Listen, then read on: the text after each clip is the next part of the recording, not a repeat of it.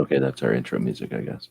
So, welcome everybody to our series on SHOT Show. So, Clover and I went live last week to start chatting about SHOT Show a little bit and came up with some ideas to talk about going forward. And this is the next episode of that. So, thanks, Clover, for joining. You bet. So let's see. This is Tuesday morning. If you're not listening, if you are here listening to this live, welcome. Feel free to participate. Our goal is to do this on a regular basis for folks who might be going to SHOT Show. I'm all about helping people out. If you're a Second Amendment activist, even more so. If you're a Second Amendment activist, you have something to add to the conversation, and you're skeptical about whether or not you have a role at SHOT Show. Let's talk. Feel free to chat live with us here, or chime in on the live text chat. Contact one of us, or if you're just going to SHOT Show as a industry, as an exhibitor, as a attendee, let us know. We've been going for a long time, doing it in doing different things at the show each year, and that's what this show is about: to create awareness about it, to prepare people, and to remove barriers. Are you allowed to say that? Yeah, I think so. Let's see. One thing you've said over the years was like if you've got people that have navigated the road before and know where to sidestep the mud puddles and jump over the cracks and all of that, why would you just blindly run down that road and not lean on those people to make your trip down that road a little easier, right? So, I mean, there's definitely something to be said for earning your chops, whatever it is. But at the same time, yeah, we can also well, you don't have enhance to step your in every mud trip. puddle, right? Yeah, exactly. At least know the mud puddles are coming, right? And know which Yeah, ones are worth true. stepping and which ones you're going to learn and grow from, or which ones might be a Yeah, challenge for you. yeah. Like Okay, this one is so we not got that to, deep. Yeah, yeah, and yeah, which ones are good practice and which ones will knock you out, likely take you out of the game.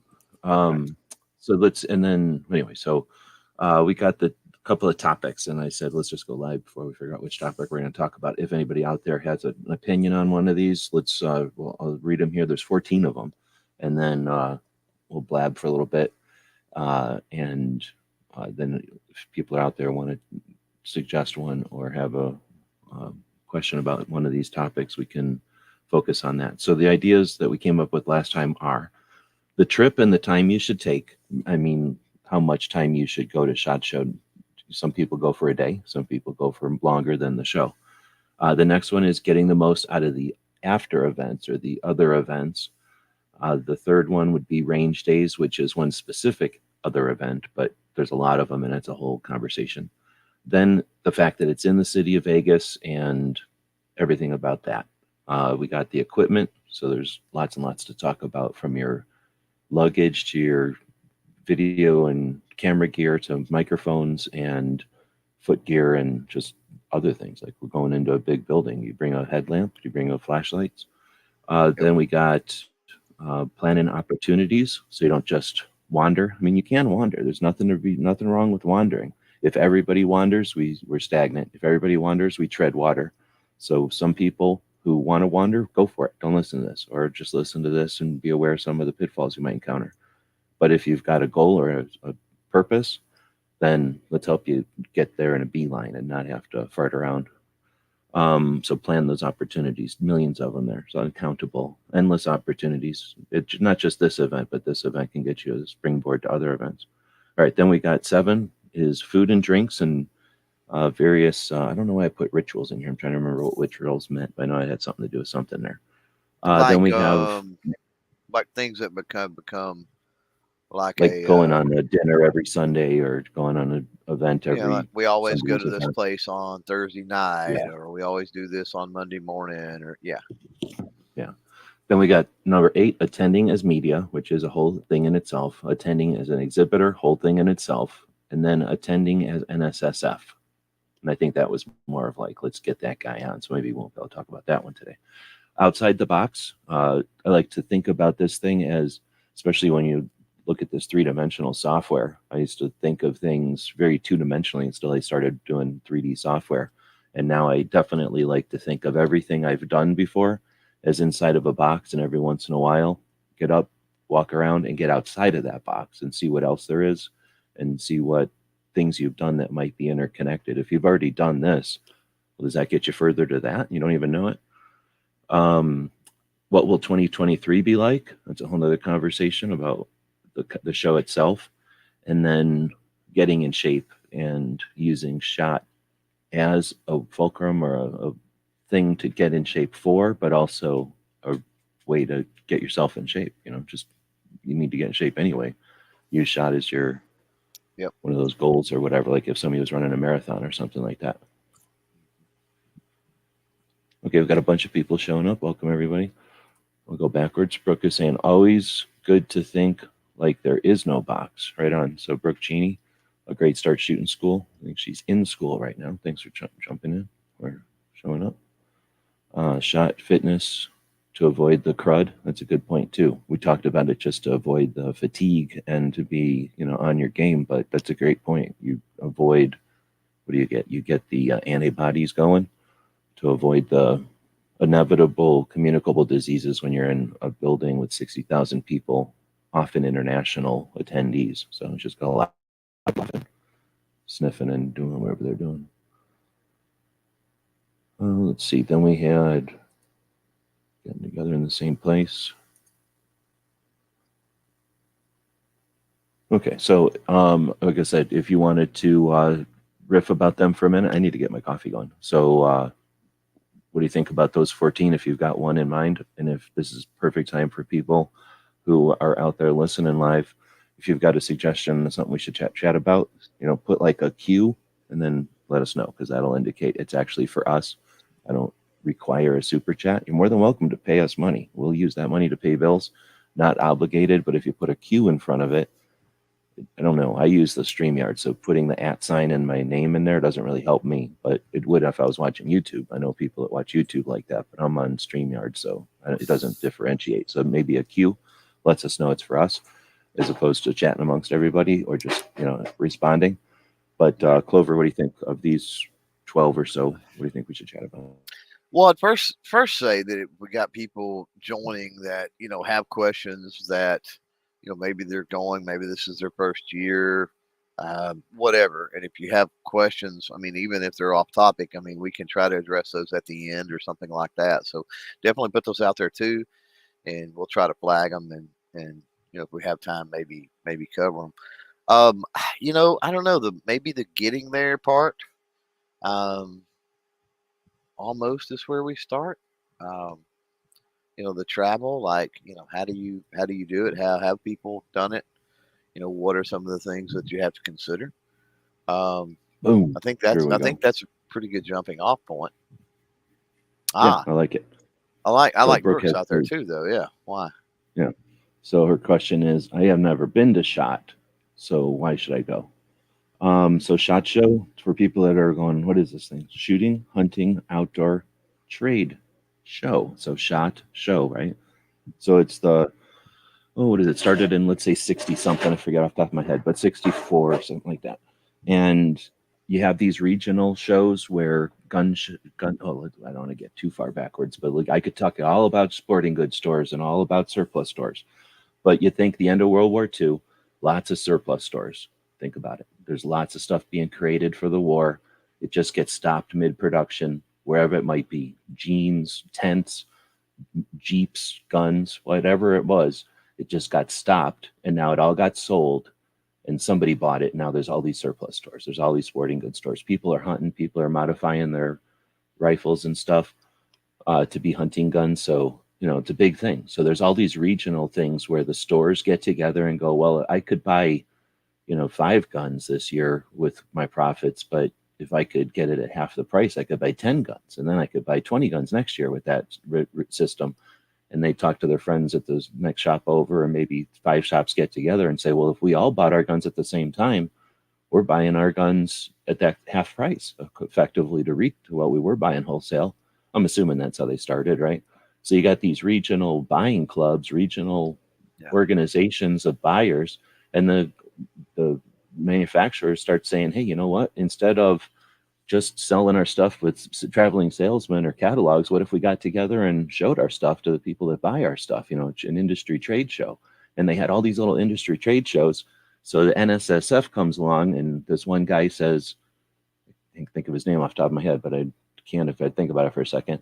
This guy says, "Hey, what if we did a bigger show for the whole country?" And everybody's like, "You don't know what you're talking about. We have so many of these regional shows. Why would we want to rock the boat? Who's going to want to go to one of these big shows when there's all these regional shows? We're already going to 2 or 3 regional shows. Why would we want to go to a large show?"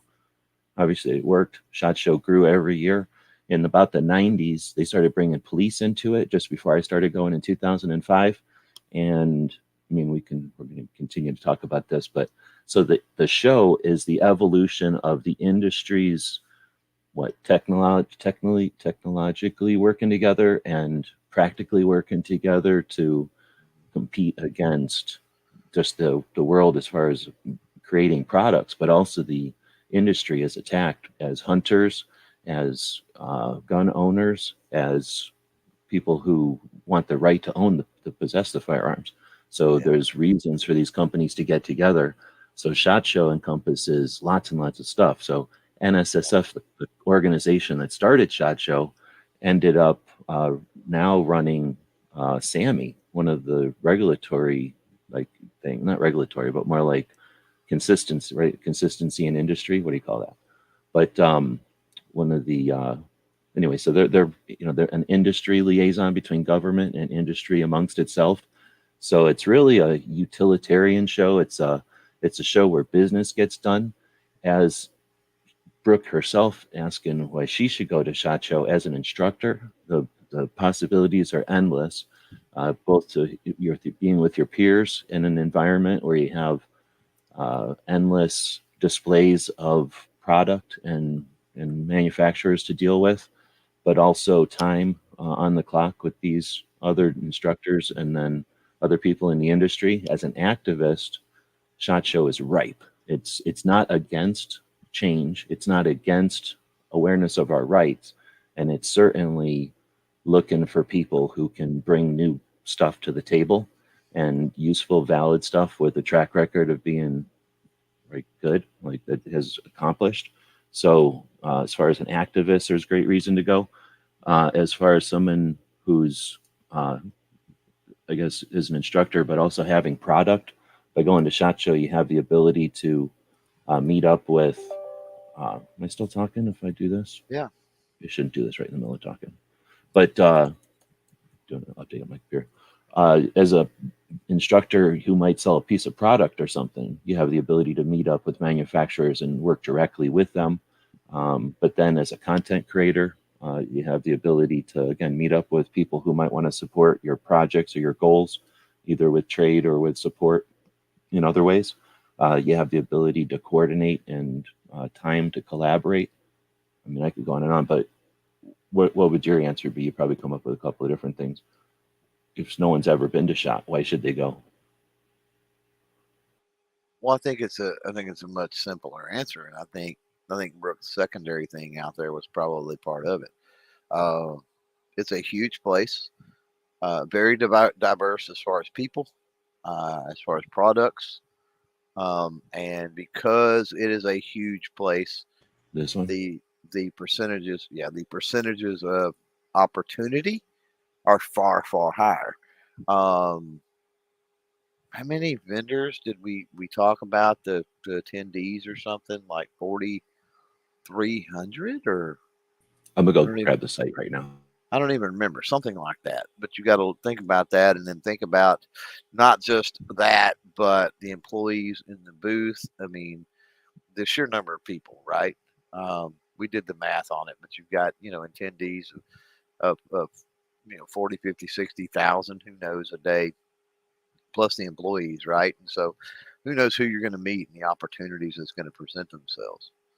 Um, one thing as G was talking there about the history of SHOT Show, one thing that I would add was how it's morphed over the years and it's become more of a spectacle event.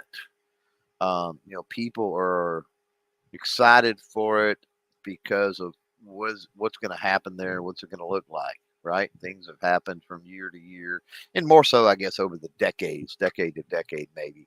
The culture, the social constructs there, a lot of different things have morphed and changed. I mean, there was a day where it was all about, going out to strip clubs afterwards. There was a day where, it was all gun bunnies. There was and so, you go now and the representation, there's far less gun bunnies and a large representation of actual business women, shooting sports women, 2A women, that sort of thing, right?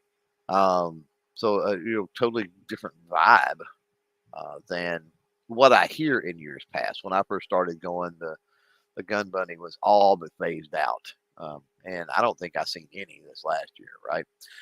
So just seeing the evolution, I think the evolution of it from that perspective is worth mentioning because I think that's a part of the history of the show, and it's designed to do that. It's made up of people, and we all change, and obviously the products change, and as G pointed out, legislation changes and other things that prompts innovation, and so you are forever going to have that sort of situation.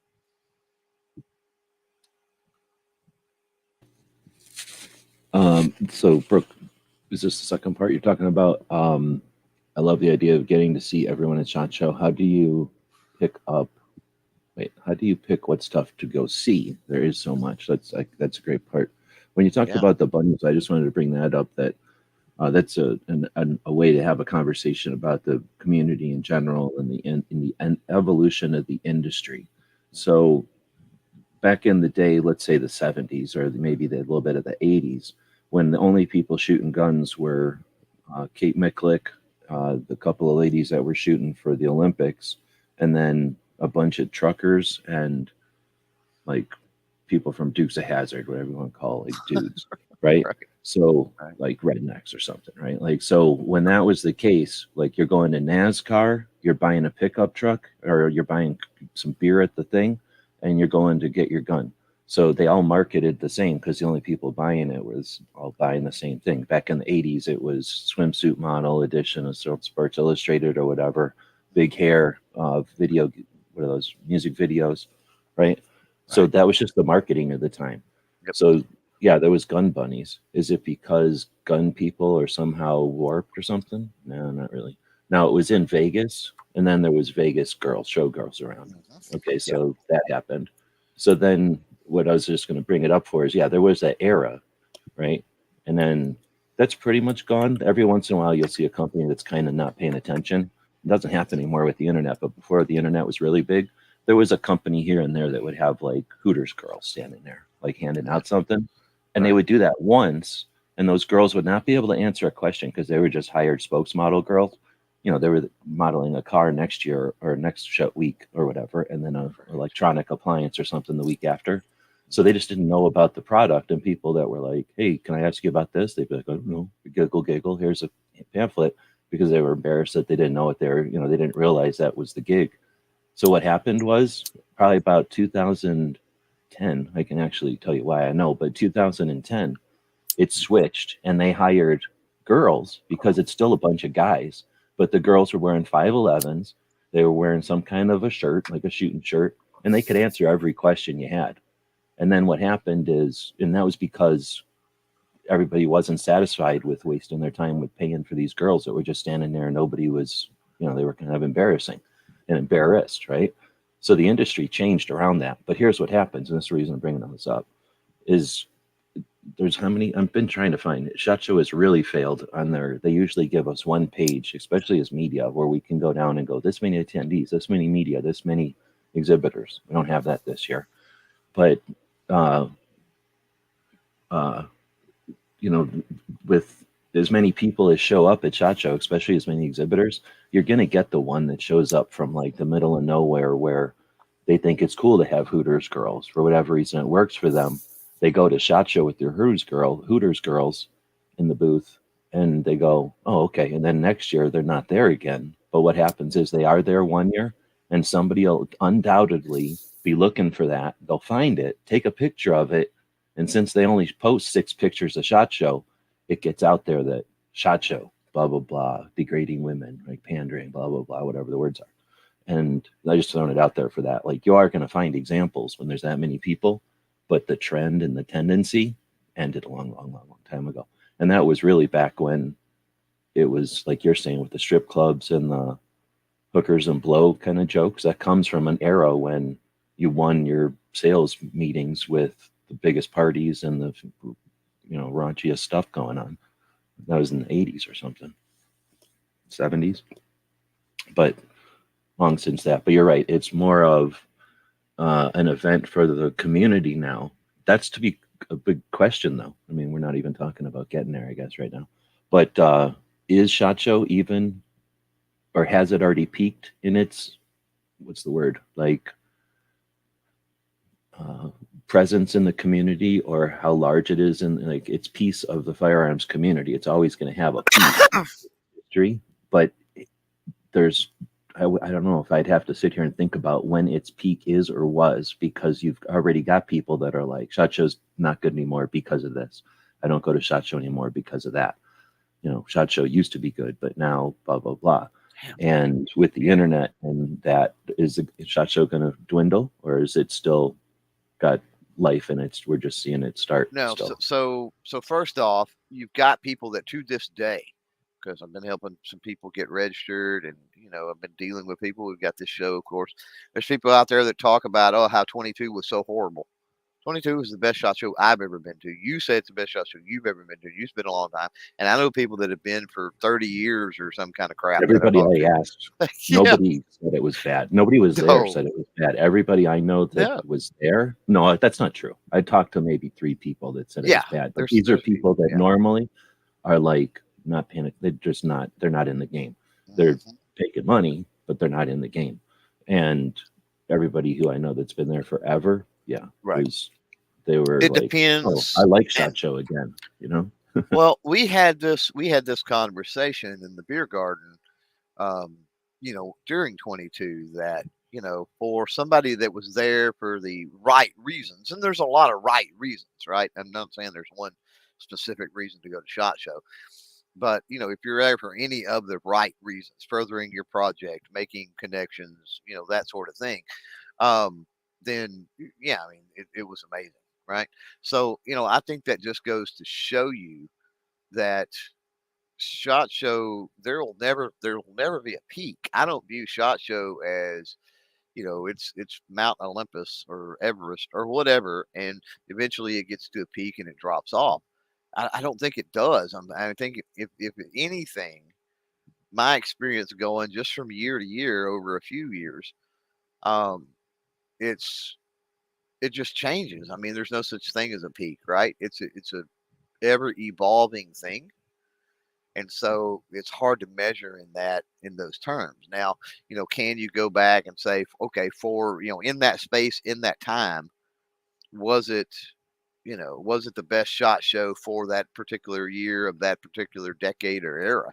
I think you can nail down certain things like that. But best ever, my perception is 22 was the best ever. But somebody might have a different perspective based Oh on no, you 2008 know was the best ever. right, what they were able to accomplish, and what was going on. Um, I think more specifically, I think we glazed over part of Brooks' thing there, because Oh, we've sorry. been we've been talking a little bit about the show itself and the evolution and whatever.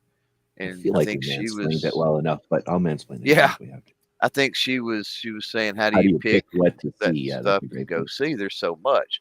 So, the first key, and we hit on that a little bit last, and we're going to make these shorter. I think G said, Yeah, we're going to keep it more at an bite hour no size. matter what today. Yeah. But to talk about that, I mean, that's a great topic. And so, just be be fluid is my suggestion with that. What I do, and everybody has to tailor this according to their wants, needs, and desires, right? What are you trying to accomplish? That's number one. So before you say, how do I pick, who do I want to see or how I attack SHOT Show, you need to sit down and write out your goals. Like, what are your overall goals for your project? Let's just say. I Right. say project because In you've the got whole thing you're doing. right. You've got people like Brooke that have their thing. You've got Tony. You've got me. I mean, I'm more of the gun tuber industry side of things. While I do some 2A stuff, that's not my bread and butter. So first of all, write out your goals. You want those to be very defined and clear. And I think most of the people like Brooke, I would venture a guess that Brooke probably has those written down somewhere already. But have those mission statements, those goals of But have them what do in mind, what do you want to because that's what accomplish? Yeah. shot can do, is all of that. It can help with all of But that. writing them down helps, not just having them in mind, but literally writing them down. And then from there, okay, like, so if it's one of my goals is, I'm offering, classes or I'm doing something and I need better equipment for that class, right? Okay, well, what, or maybe, the new cutting edge, equipment for whatever we're teaching or we're doing.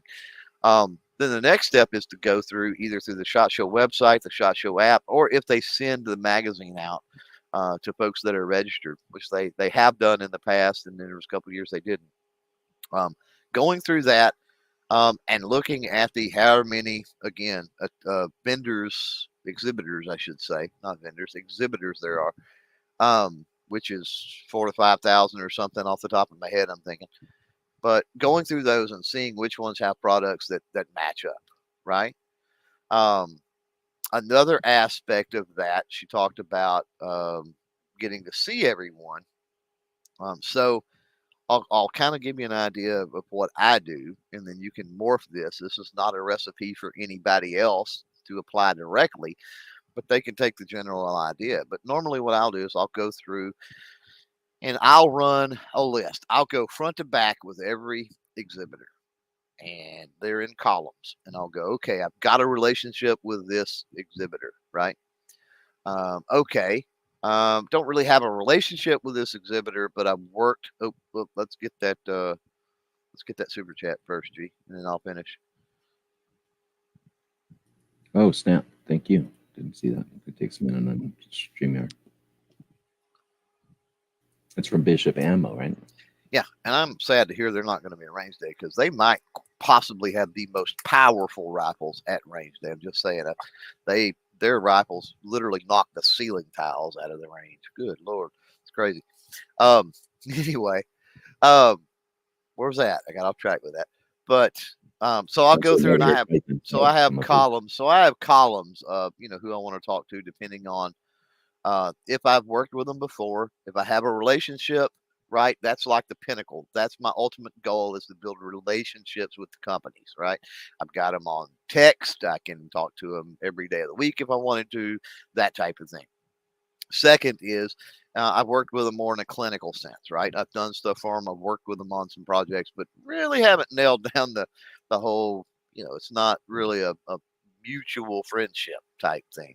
And then you move to, I say I've got a category that's like, oh, I've never seen these products before, or I've never talked to this company before. And typically those are not big companies, right? Big companies fall into, when you talk about the Glocks, the SIGs, the CZs, the big companies, those fall into like a very low tier list for me. The reason is a vast majority of people chase those things. Um, they've got they're flooded with tons and tons of email. Not only that, but they're really busy dealing with business deals and things like that because they are larger companies. Diane out there mentioned earlier the first floor, the basement, the garage, the dungeon. People call it different things, but a lot of the new and the startup are down there. So, it's like if you're looking for those innovative products and new things, that's usually where you're going to find them. So I break it into tiers like that. Is how I'll break things down. Then from there, I basically organize that by booth number to make my flow and everything a little better. You know, and I usually nail down about 100, maybe 125 companies or so over the week, right? Now, here's where you got to be fluid because if you're attacking, how many videos do you get at a SHOT Show in a year? oh, if I do two, it's a miracle. because What? I'm not there for that. Yeah, you're Oh, like throwing me really off track. We can talk about that in a minute. But so day one hits. I've got my list, and I set out on day one. So what happens the first 2 or 3 hours of day one? What happens between booth number 5 and 6 that I go to? Do I bump into somebody? Does it change? Does, and that's where you've got to be fluid. And then I get back to the Airbnb, the hotel room, the whatever that night, and that list has to be revamped. It's like, look, I didn't have time to get to this company and this company, so this needs to be moved around to another day, right? That schedule, or the booths that I want to visit morphs. Now, if you talk about, because I do want to hit on this, because a lot of people do this, they go to these events strictly to see people and like get photo op type things, right? And so, um, the media rooms in the morning, like when people say something to me, it's like I'm in the media room every morning eating my cereal. I'm there. Um, I've got no interest in meeting up with people just to get selfies and stuff like that. Now, just like the trip to GRPC, um, that was being able to have conversations with certain people and stuff like that. That's amazing. We're talking attendees, right? Let's say Brooke wants to get together with Big Tony and they're chatting about, what they might can work on together, or Brooke gets with maybe Sarah or whatever the case may be, right? And working on some things together. Um, Totally valid. That's one of the reasons the media room exists is to be able to do things like that. They have special little meeting cubicles that you can reserve and go into. Typically, people that do those for interviews, media people that do those for interviews, but I don't see any reason. I've never heard of anybody going in there to have a little meeting, but I'm pretty sure they wouldn't have a problem. There's all kinds of hallways that are empty and other things that you could definitely stand there and have a conversation without the hubbub and the buzz and everything else going on right around you. So I think that is yeah, I think that covers my thoughts on that. What you said, G, about getting videos. And I think Patriot maybe or something had asked a question about that. Um, yeah, we can put a pin in that for now, but we can come back around to my thoughts on that in a little bit. But yeah, what do you think about what Brooke said about how do you pick the stuff you go see? all right. So Brooke is an instructor and she's an advocate.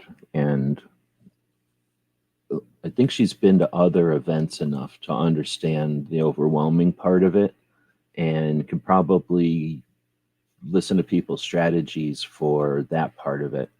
But I always have the same advice to be ready to change because you're working with so many other people who are working with so many other people who are working with so many other people Yep. that if you go in there thinking, I'm a boat with a, what's that called? What's that called? The thing underneath the boat. Normally I would know that.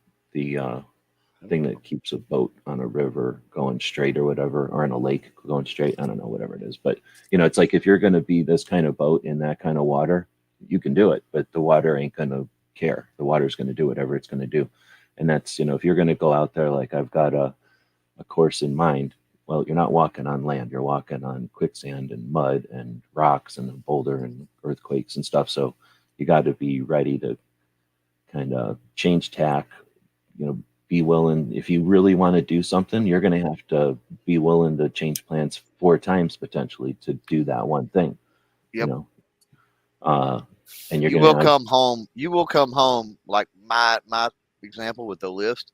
You will come home with multiple things on that list that you did not do. That's going to happen. yeah, and that's what I'm saying is you got to have plan B's and C's Mhm. so that and understand that it's that type of an environment that you're Right. going there for so long and it's so big and there's so many people and there's so many targets and opportunities that are going to happen that you could never anticipate or plan for, that you need to be ready for and be able to accept.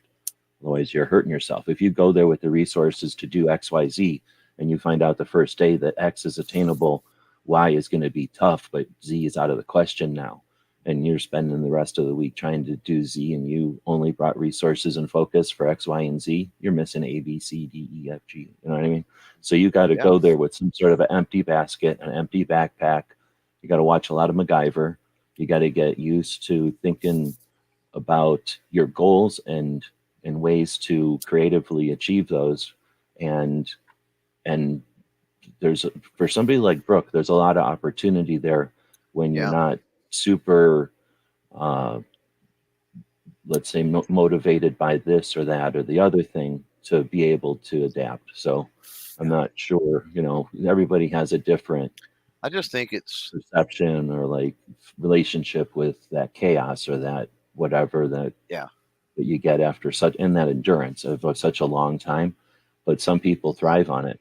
And what you do is you end up discovering in each other who's where people are, right? And the thing Yep. who's stoking up energy on day Friday.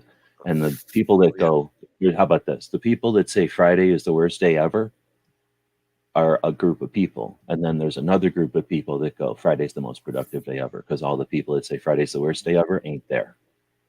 Yep. If that makes sense. Yeah. So, you know what I'm saying? There's a lot of stuff at different levels. Now, I've got a million things to tell Brooke offline that I'm not just going to tell everybody, but think about this. You got the DC project, 50 ladies at a time, right? Just for the last 7 years. And then you've got the state level ladies. Each of those ladies probably interacts with other people in the world. So you've got the ladies and their sphere of influences. Some of those might intersect with the gun community somewhere. If something like wearing a teal t-shirt on Thursday, teal Thursday for whatever, some kind of catchy thing that I don't want to mansplain the whole thing to them, but something like everybody wearing teal, look at the impact that everybody putting on an orange hat had in 1977. It literally changed the course of the NRA. All they Yep. did was encourage everybody to put on an orange hat. So if everybody was wearing a teal shirt on Thursday at SHOT Show because people from the DC Project were participating in that quiet campaign, what impact would that have? Right. Now, I'd suggest doing it on Tuesday, Wednesday. What the hell? I have to remember that Monday is Tuesday. So on Right. Wednesday, so it's the second day of the show. Not on the first day, it wouldn't have impact. Thursday's too late. Most of the foreign press is gone by then. So Wednesday, just to mansplain, I'm 100% here on this one. You do that on Wednesday when everybody's still fresh. The people that show up for 1 or 2 days are there for Wednesday. Nobody comes Right. for one day on the first day. They come on the second day. People that are there for 2 days are always there on Wednesday. The foreign press is gone by Thursday usually. So everybody wears blue. Doesn't matter what's going on, where everything is. There's people wearing blue. There's people walking around in blue. There's people in booths wearing blue. Maybe there's blue posters. Maybe there's a real campaign done. Maybe people do all their DC project interviews that day. I don't know. I don't mansplain the whole thing to them. But what's the Right. impact of having everyone wear blue and all these things? And now some people are going to wear blue on the other days, of course. But those, and I shouldn't say blue all the time. I should be saying teal. Sorry, teal for 2A. So again, everybody's wearing teal shirts, which is a unique color. And it says educate over legislate, right? Their logo or their motto. So the conversations, why are you guys wearing these teal shirts? Oh, this is DC Project. Here's a pamphlet. Get on board. Support your DC Project delegate. Right? Why? So for the last 7 years, they're the ones that stopped all the gun legislation from happening. Oh, I thought it was the NRA. No, you're an idiot. Here's why. Right? And now that's happening all over the show. Everybody's videos have teal shirts behind it, walking by. People on the staff who live in Vegas who don't care nothing because next week it's going to be a car show in that building. They're like, why are all these teal shirts on? Oh, women are changing the face of gun ownership. Awesome. I didn't know that. Now I do. Right? Yeah. That's something thinking outside the box that DC project could disrupt SHOT Show with. And it's not an event for someone to go to SHOT Show and say, I have a great mission and I have a goal and we've accomplished a lot. Listen to us, because people aren't there for that. But Right. you can subtly change SHOT Show in massive ways. Yeah. What Brooke if says, everybody put up a teal ribbon, like some kind of a banner? What do they call that? A pendant in their booths with the DC Project rep that they support. And people could come by maybe a teal carpet in their booth, and people could come by and do a patch swap and get a DC Project patch or something, and some kind of patch swap that the DC Project is everywhere. And everybody's like, oh, how come I didn't get a DC Project patch swap thing in my booth? Right. I keep mansplaining ideas here, but I got way more good ones for off air. Brooks says, so bring WD-40 and duct tape. Also, you need baling wire and chewing gum, preferably with the aluminum wrapper. So remember that. I would say, along with it being fluid, though, G, and you're, I don't know, we all have our different things. I think I agree with you, but I adopt more of the hybrid approach. Like going into SHOT Show, I'm focused. I have a plan. You know what I mean? And I guess because I have a plan and I kind of have things thought out, that helps me focus. And then, but at the same time, I also realize that once I get into SHOT Show, that plan has to be malleable. It has to be What fluid about at this? the same You time. should have a direction. You should have some goals. But Yeah. if you think you Yeah. know the path to get to that goal, you're wrong. I don't care Right. what, you're wrong. Like, it's not going to happen. Right. If it happened, it's a weird coincidence, and Yeah. you're never going to really repeat it. So don't take that as a reason to do that. Like, Yeah. if you've got goals, get really good at getting there. And then I guess one thing we didn't, and maybe you brought it up, I wasn't listening, so I was typing for a minute there. A support network. So if you go there by Yep. yourself, I've done Yep. it, but I actually have only done it once ever. No, actually, I've never done it.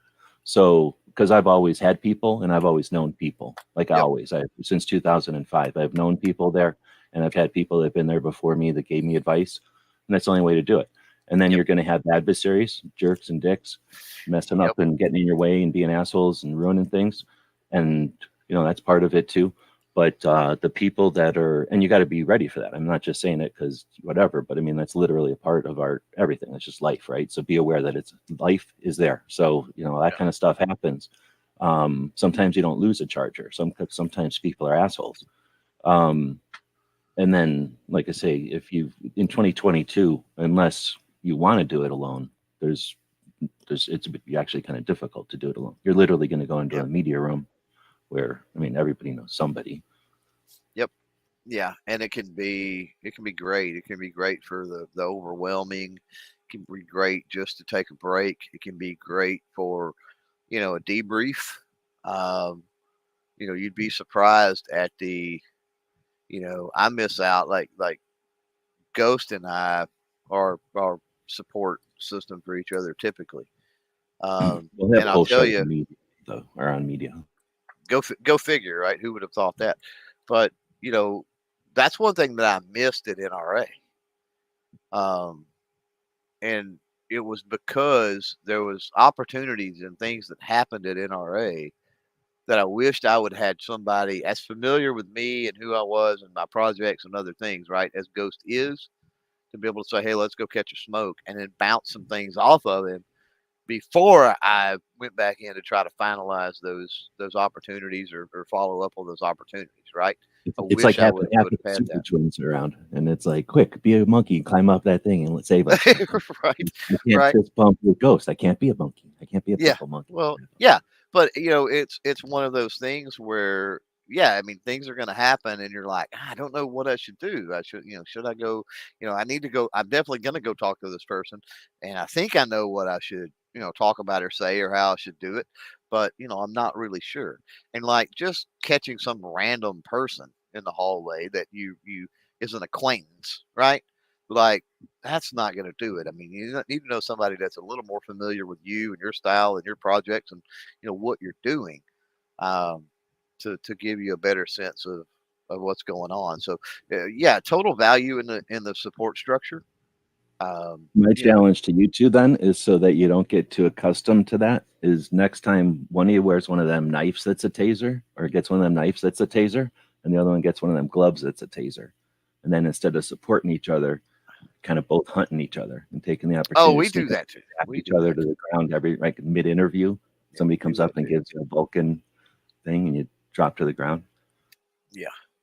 Well, contrary to a lot of belief, we don't hang out the very much at the shows because we have our own direction. I'm not in the tactical military gear, body armor booths, that sort of thing. If I am, I'm putting flood patches on the body armor, on the plate carriers, which is absolutely freaking hilarious to do. But yeah, that's another thing that eventually we can talk about is just working the show in fun ways. I think we've got that on the agenda. We've got Mhm.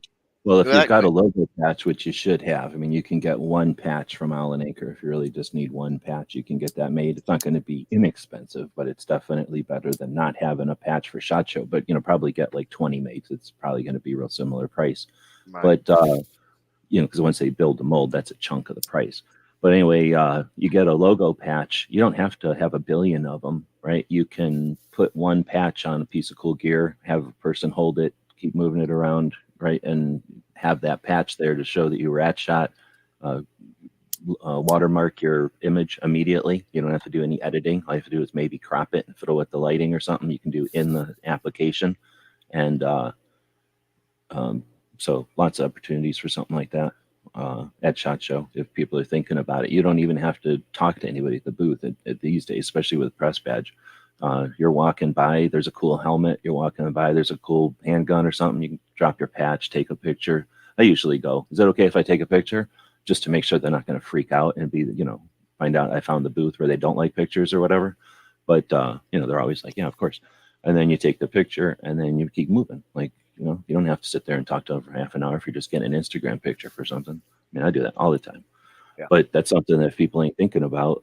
Like you are like, oh, I don't take videos or whatever. Like, hopefully you're taking shit tons of Instagram pictures at least. I mean, Oh yeah. I can sit there having a conversation with 2 or 3 people that are blah, blah, blah talking. And in a time that I'm not talking and I'm listening to them, I've filmed 2 videos of whatever we're standing next to, because you can, what's that called when you start at the muzzle and you just turn your camera video on and you go to the Like back of the handgun or the a pan. panning, you pan down the gun. It doesn't matter what the audio is. You've got the panning of the gun. You hit the booth title, whatever it is. I mean, logo. You go down to the gun. You do a pan. You maybe hold it up and look down the sights. You put it back down, pan the other way, look at something else, look at it from a different angle. You Right. zoom back up to the logo, and you turn it off and you walk away. Later on, you turn that into a video and you say stuff like blah, blah, blah, and then it's a video. Yeah. I mean, you Well, could do that yeah. a million times if you're not No, looking I to have agree. perfection all the time. I agree. You can if that's your style and that's the style of thing that you're wanting to do, right? And that gets to Well, if where you're trying to that capture gets to where we're something all outside different. the box. Yeah, yeah. But if I'm, I mean, so I guess we're on to Patriots thing about the video now in the last, I don't know, 15 minutes or so here. no, I was going to blow off Patriots thing. I forgot about that. So, what is Okay. Patriots thing about the video?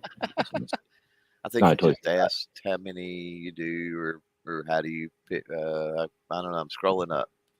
Yeah. My apologies, Patriot. Nobody actually put a Q in there, so technically it's not our fault that we can't find it. Well, he probably didn't see the cue. He probably just overlooked it because, Thanks again to Bishop for, was it it's Bishop Ammo? Why am I drawing a blank? For the super chat though. what, What's the name Bishop of it? Ammo? Yeah, I was thinking it's Bishop Ammo, not Bishop Firearms, right? It's Bishop yeah, it's Bishop Ammo. Yeah. I was saying Bishop Ammo, and for some reason I was like, is it Bishop Ammo? Because they make rifles. And then I'm like, They it do. They is make Bishop awesome Ammo. rifles. Yeah, Yeah, like but really out of the box awesome rifles. Like not like regular 308 bolt action stuff. They make some crazy things. That 458 SOCOM lever is an engineering marvel. If you know anything about how lever actions work, especially. well, that's the thing. Lever actions are kind of the action itself is a toggle or whatever, and it's strong, but it's not like super strong. And to make it super strong, you usually have to bulk it up. So they did some engineering to give you kind of the best of a, without being a bulky package, a strong gun. Right. Right. Where's Patriot's thing? He's got it spread out amongst a bunch I think of different networking with the big posts. groups, not necessarily manufacturers, would be great. Yeah, I mean, networking with the big groups. I don't know what that means, I guess, depending on what you're Yeah. talking about. But yeah. Yeah, so here it is. His original, and he elaborated many, many times going down through there, which is one of the problems with this platform. But he says how to select your focus so you don't have 5,000 videos of the same products. Oh, you So mean from like everybody makes a video of the same product, 5,000 yeah. different people? Okay.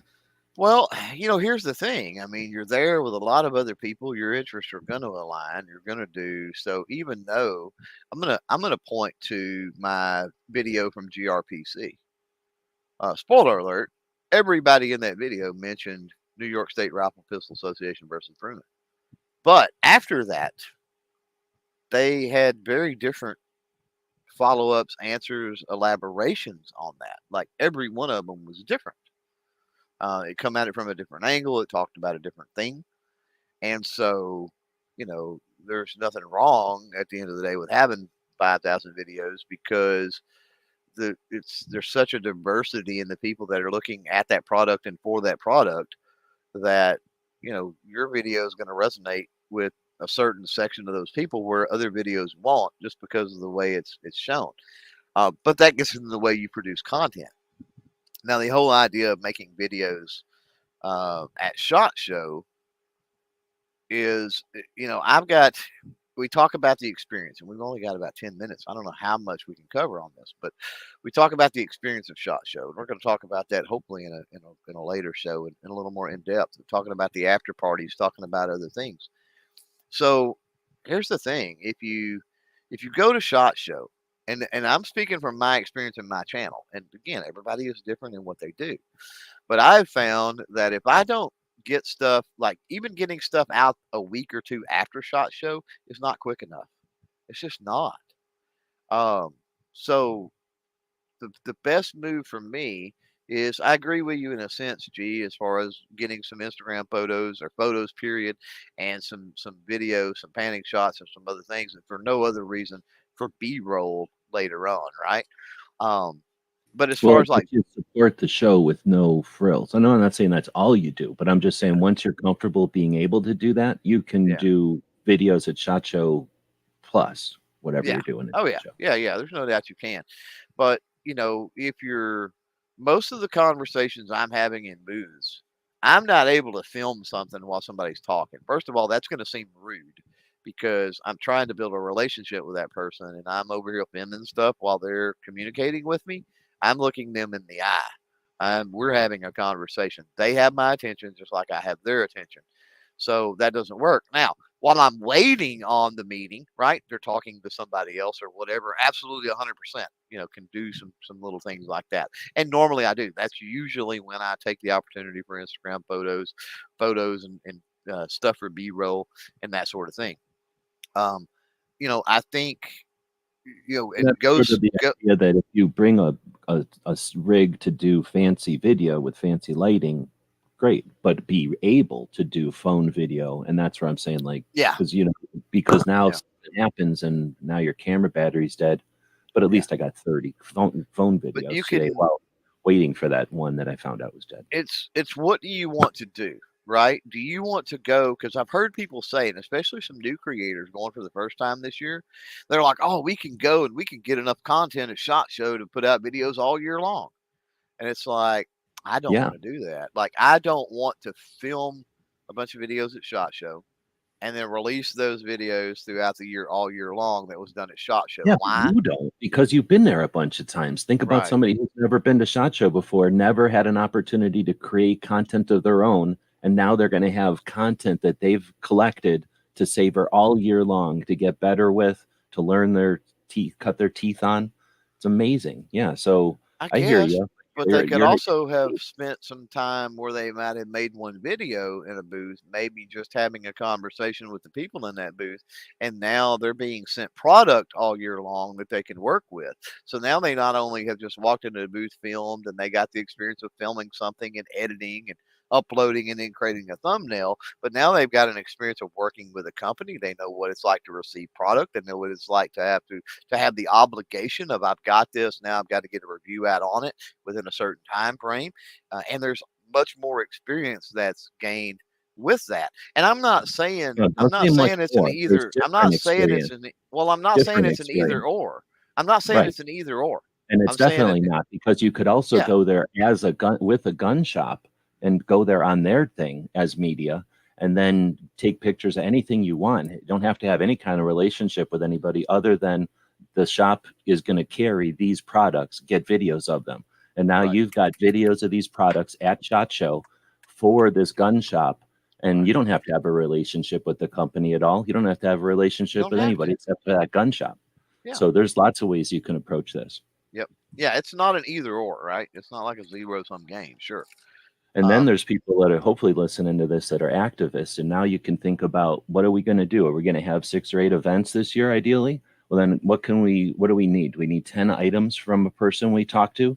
So when we talk to them, can we do a video, get a thing for our podcast and our thing, or arrange for that, and then arrange these 10 items? So now, we've got 10 items for our event, or we've got 10 items for the people that uh, I think you can do it for donations the same way as if somebody bought, but let's say they buy a patch off of us, one of our logo patches for our organization or our project. And now, you go to SHOT Show and you get, like Clover saying, you don't have to worry about getting videos, but you get these relationships with people where you get agreements for them to, maybe ship. Like you've had things where if something's heavy or bulky or something, instead of, here, we'll send it to you and then you ship it. It's more like, hey, we'll send you the names, and once a month we're going to send you a oh yeah, name and then you'll drop send ship. it to somebody. And Yep. that's the kind of stuff that you can, again, that can get you a year's worth of content right there. Yep. Yeah. Drop ship. Yeah, for sure. We were supposed to be talking about the trip and the time you should take. So I'm still going to we're still going to probably have that in other shows, but really we're also here to react to the live questions and comments and stuff that come in. So we're going to continue to do, keep the format that way. I do appreciate the interactive nature of the internet. So, we'll Heck yeah. react to the live comments that come in. So appreciate the people that are joining us kind of for me, the Can morning, always in the middle of the day. change a title and a thumbnail, right? Yeah, well, I don't even know if I titled this one. I think I just called it something about SHOT Show, or I called it 3 things you might not know. I just made clickbait thumbnail. I think we covered. So I think we covered 3 things that some no, people no, may no. not We'll know. do it right So now, yeah. because now we'll make it official so nobody can sue us. 3 things that somebody might not know about SHOT Show. All right. Go. Or you do one, and then I'll do one. Then you do one, then I'll do one, like that. 3 things somebody might not know. Uh, you're going to be overwhelmed no matter who you are. That'd be number one. Number two. Well, hold on. Um, Let me go. Then that way you can think for a second. oh, So my number one will be, it's a 4-day show, and a day before, the media and some industry get together at a range for an official media day at the range. So it's a 5-day show altogether for most people. It starts on a Monday. The official show at the Sands Convention Center in Las Vegas starts on Tuesday, and it's a 4-day show. It ends on Friday. I think Friday is a little bit shorter, even. It might end a little bit earlier. But big show in at a Vegas convention center, and it's been there now since 2010 at the same place. So just a little FYI type of thing you might not know. Okay, now you're number two. number two. Um, dang it, I had it on the tip of my tongue. Oh, um, the other than shot show events or happenings. So that there's usually breakfasts of all kinds. There's lunches. There's drinks after things like after the event, like mixers, I guess you could say, that go on. Companies, organizations, all kinds of cool stuff. It's a matter of keeping your ear to the ground, figuring out when those are, where those are, and that sort of thing. Great opportunities to network, and especially I think for some 2A people, those events could be very beneficial. Definitely. Let's see, things you may not know. It's not the biggest convention in Vegas, but it is a pretty big convention in Vegas. So remember, it's in Vegas, so there's lots of ways to save money. You can check out the different things, like how to eat cheap in Vegas, how to stay cheap in Vegas, how to get rides or something. I don't know, anything you might think of. There's websites out there and forums and things where people talk about things, share coupons and stuff. So keep in mind, it's in Vegas, which is kind of a hassle, but at the same time, or the double edge of that sword is, it can actually be quite economical. I've stayed in the whole week for like $350, being cheap, super cheap. All right, three Okay, you got a things. three. Yeah, 3 things you may not know. Um, Hmm, dang it. Do you have one? Yeah, I'm trying. That's why I did it this way because I don't think I had three in a row either. So if I had to think about it for a minute, I'm sure I could come up with a better one. But something people might Oh, not I've know. got one. Does Okay, it go have? ahead. It doesn't have to be necessarily the show, right? No, just But something you in know. general, it's a lot cheaper to go to Shot Show if you are willing to buckle down and stick to a budget and sacrifice a few amenities than the vast majority of people think it is. Right. If you don't pay attention and just get a travel agent or whatever the equivalent is today, you Right. could pay a lot more than if you actually Oh dug yeah. in. Yeah, you can definitely go I'll on the just cheap. A lot of people don't know it's that. it's an indoor show and it's a large convention center in Vegas that's recently expanded to be even larger. So since the show, like I kind of said in one of my other ones, that it was been in the same place for 10 years, it has. But now, just recently, since the last show was the first time we've experienced the new uh, convention center. So while it's in the same place, the convention center has expanded. I don't think it's double the size, but it's certainly double the amount of walk-in. But it's got access to the monorail and another entrance, which one of the worst things about SHOT Show at the Sands was the bottleneck of vehicles, anybody departing or arriving from any kind of vehicle like a bus or a Uber or a taxi or anything else, like any kind of ride share, had to go to this one entrance. It was just horrible. And, it was congested and it was very time consuming. Now there's a second exit and entrance for pedestrians, I guess you'd say, because you can walk across the street into and access the back of about four hotels where that big cartwheel, or is that thing called? Ferris wheel is. If you ever see Vegas, there's an entrance near that Ferris wheel now, and then there's a monorail right there. So that means people can get on this. What's a monorail? Or kind of a railroad? No, It's a I guess it's a train railroad up. type It's a train up thing. in the air, Yeah. Yeah. and just a little passenger train, like electric passenger train that's pretty quiet up in the air. And it takes you to like, I don't know, 10 hotels or something, probably like a whole bunch of the hotels down the strip, which just changes SHOT Show. It changes the pressure on the parking. It changes the pressure on that one entrance, and it changes the pressure on the people that somehow got to the hotel and like walked in that way. Yeah. It changes the show. And the reason that is something you may not know is that a lot of people feel like, oh, this is something you guys have been going for 18 years. Like, oh, wow, this is what do they call that? A old, what do they call something club? And, like you got to be a member of the club type of thing. And I'm sure there's a million of those. Like I can't even imagine how many. Yes, you have to be a member of some club to be some facet of it for sure.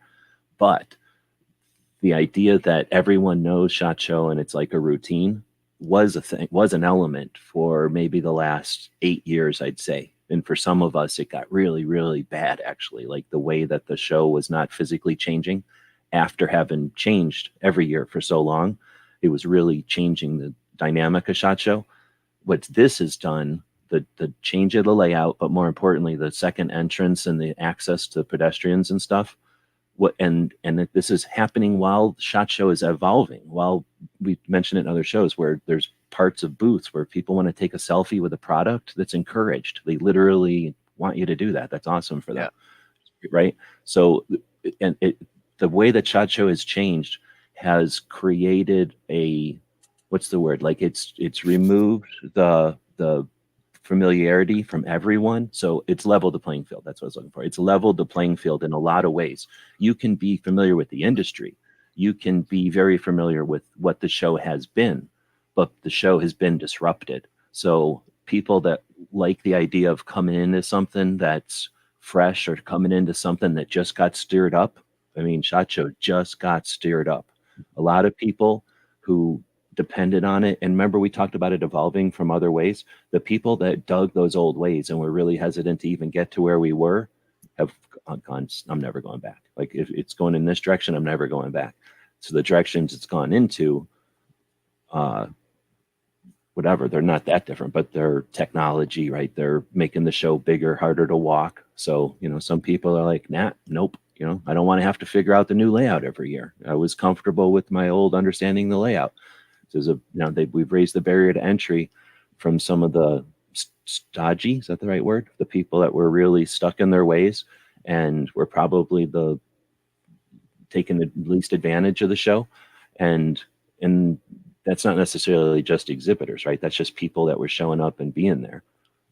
Anyway, so I think that that would be my thing you might not know is that SHOT Show has been disrupted, and we're gonna, if you enter into SHOT Show culture now, you're entering in at a time where I don't think you could pick a better time to splice in or, you know, like to join in and be part of it. Like there's very, you know what I'm saying? Am I saying it right? Are you sensing that? Yeah. Or am I Hmm. crazy? Yeah. No, I would agree with you. I would add too that we're talking about three things that you don't know about SHOT Show. Um, there are things that there are quite a few things, more than three, that you don't know about Show, and G and myself and other people who have been are not going to share with you. You're just going to have to figure those out, and that's part of the fun of it. Yeah, it's sort of, I'm trying to think of what else there is to create camaraderie and awareness of your peers and your competitors and your adversaries in a industry. You know, I mean, I guess CES is something like that when you hear the stories of like how Apple and Commodore or like Amiga and, you know, all these different companies that were kind of good at, or Texas Instruments even, you know, like how they approach the computer electronics show as a waypoint. Is that a way to say it? Like for the industry each year. So, you know, that is what SHOT Show is. So being part of that and being there for it is an element of it too. Yep. And with that, we're over the hour.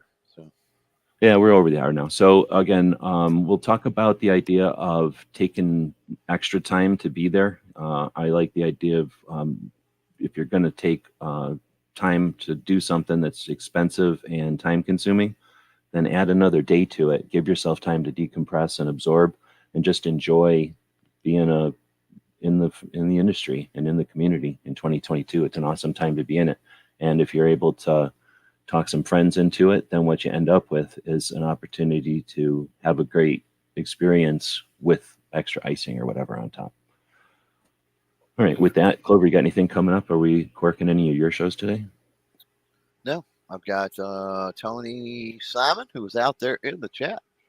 Um, the FUD Non 2A podcast tomorrow we're going to do. So we're not going to talk about the Second Amendment, not one single bit. It does not deserve mention, at least not in that podcast. So if you want to get away from the Second Amendment, just talk FUD stuff and whatever. That's what we're going to do Wednesday, tomorrow. And then who's on deck? Concealcarry.com is on deck. Jacob, I think, maybe Riley with concealcarry.com on Thursday. And they, if you're familiar with them, they've got a podcast. They do live streams, and their website, they represent a lot of different small companies. If you've ever been in their booth at any of the trade shows, they kind of consolidate all the companies that I guess they represent um, there in their booth, and a lot of cool little products and stuff. So multiple things to talk about with those guys on Thursday. Tony made a good point here with with IG pushing reels, you can recycle SHOT Show video by shortening it and adding music in a short clip. And I mean, that's a good point. I don't really do enough of the circles on Instagram, but the same thing with the shorts over on the YouTubes. You can wing uh, shorts out of them and link to them. Imagine, well, I'm Yep. assuming that'll still be a thing, you know, February of next year. Yep. Ghost has, or She Fires was saying, planning on Monday, but no later than Tuesday. I think if she's talking about when she's arriving. Yeah, she was Um, saying, "What do you do on arrival?" earlier in the question, and Ghost had a oh, great answer. Um, start the day. My advice is to definitely start the show, if not starting every day. Um, in the media room when it pretty much when it opens. Um, and the reason is we talk about the okay. support structure, we talk about the camaraderie, we talk about that sort of thing. So that kind of gets you a chance to decompress. It gives you a chance to talk and bounce ideas off other people. It gives you a chance just to kind of chillax a little bit before you hit the floor running. There's a lot of, to me, there's a lot of perks to that. Right. So arrival meaning assuming an airplane. So probably different advice if you're on an airplane or if you're not on an airplane. So I guess if you're on an airplane, I guess it depends if you got an Uber budget and how far you are from the place. But saying get in there on Monday, so getting there Tuesday a.m. would suck. I don't care what anybody tells you, it would be the worst thing ever because that's the first day of the show and you're running around with baggage. People that have done it a million times can do it, but they don't like it, I'm sure. And I don't trust, I like the idea of getting there and being able to get adjusted to being in Vegas or whatever, and then go, okay, now we're going to the show. Give yourself that time. So if you get in there Monday and you're not getting to range day, I guess I can understand it. But get there Sunday, come on, and then go to range day. But then if you can't, I guess, then if you're getting there Monday, what I was going to say is if it's not a budget thing, then get over there on Monday and fart around because, well, I'm not saying it, but I'm saying, if you fart around, you're going to see how big the show is. Let's just put it that way. We'll talk off air. But you're going to be able to see how big the show is by just walking around the parts where you can walk around in, wink, wink, and then go up to media day whenever you can get your badge or whatever. My experience is it's not consistent. Some years, everybody's there right away on media day or right away as soon as you can get your badges on Sunday. And it's a big get together with a bunch of old timers talking 2A media or whatever, gun media, really. Nobody's there for 2A. But that isn't the same every year. So that's inconsistent. But go there and see the show empty. And as it's like, last minute, I mean, the show probably is still being set up as it starts, right? Honestly, it's a lot of people. So, there's some booths that are still getting put together as the doors are opening on Tuesday morning. But you can go take a look around and get a very good idea of how big it is.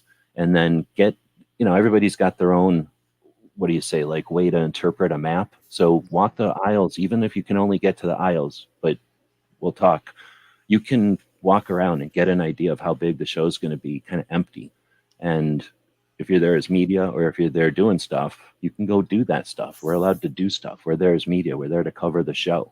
So, if you're in there talking to somebody before the show starts, you're allowed to have that advantage. You're allowed to do that. And a lot of times that's the most productive talks you can have is before the storm, right? That calm before the storm. Some people don't want to have anything to do with you in the calm before the storm because it ain't a calm for them. But you know what I'm saying? Figure out what's going on. Be fluid. Yep.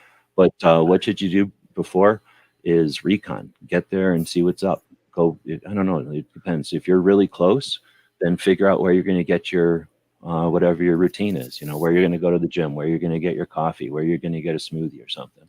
Who you're going to might eat breakfast with or something. If people are Ubering, the things have changed so much. There's people doing breakfast get-togethers before the show instead of after the show when they're all tired. And there's people I'm sure that are meeting up and running before the show because they're crazy or whatever. But with what's that thing called? The monorail? I mean, you could literally meet up at a hotel, they don't have brunches anymore, but you could, meet up at a hotel and eat breakfast or something and then get on the stupid monorail and scoot over. All right, I'll shut up. We are over, and I'm trying to keep it an hour. That's a great question, though. Hopefully that gave a bit of an answer. Feel free to ask again to anybody, not just me and Clover. Other people go to shop. Most people are interested in making everyone succeed. That's the best part of it.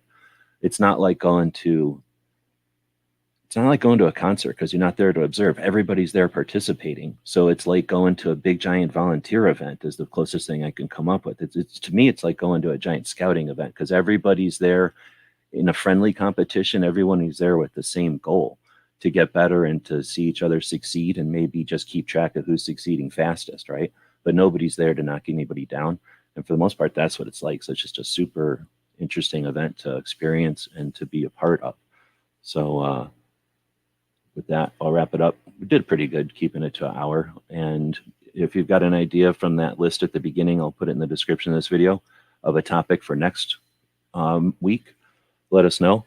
I'll probably be doing a topic or a video each week with, Clover's invited, but just to go back and reminisce about SHOT Show, not necessarily to be a workshop, but just to reminisce, because SHOT Show's super awesome and there's so many elements of it that are overlooked and underappreciated. I think that's the words I'm looking for. Have good shoes. Pink is a veteran. Have good shoes, comfy shoes, and take airborne or vitamin C or a couple of things like that weeks leading up to the show. We talked about that a little bit last year or last show. We'll talk about that for sure again, but that's great advice as well. A lot of booths have beer at the end of the day every single day now. It used to just be on like Fridays and then it was Thursdays, and now it's every single day. So yeah. And one time it was the Super Bowl. I forget what year. Somebody can do the math. I think it was 6 or 10 was the Super Bowl during SHOT Show, and everybody hated it and loved it because there was beer everywhere. But I think everybody who likes sports hated it. Like people hated it in the industry. All right, Clover's getting a fax, it sounds like. No, I just had to step out a second. Join the newsletters and social media pages of companies that you want to see. They have events and lunches. Oh, that's a great piece of advice too. You're going to get bombarded. Oh man, that's a whole nother thing to talk about is the email. Never even thought about managing your media as media at the media event. You know what I mean? Like how to keep track of all the piles of For real. and data to get. But that's a great point, Tony. Definitely filter through, focus on the ones, and look at your junk mail once in a while. So your stupid robots will filter important stuff out, and you will get invites, and especially if you're interested in the invites, right? And there's probably something to be said for taking up an invite once in a while, even if you're not that interested, because that's freaking polite, right? And probably more productive in the long run. All right, so CNT is saying my biggest thing would be just getting to sit down and shoot the shit with really cool content creators and trainers. Yeah, it's not all work for some people. Some people are the opposite. And some people take a year off, some people take a day off, some people take, you know what I'm saying? Like some people are just off. So there's people that just never really do anything there. They're just hanging out. And other people are like, yeah, I got to go. And I'll see you. Okay, well, maybe we can talk online. So that's what I'm usually like, hey, don't we talk together online all the fucking time? Like, I'll see you later. Right? Yep. Right. I got work. I got work to do. If you're handing me something, like I'll talk to you online later. Yep. But anyhow, yeah, we're ending this one. Thanks again, everybody, for showing up. This isn't the last one. We will talk all the time about SHOT Show. We're going to talk about SHOT Show so much, so many times. Yep. Oh, I got to turn the volume up on it. This is the longest gap between the start. I clicked the button.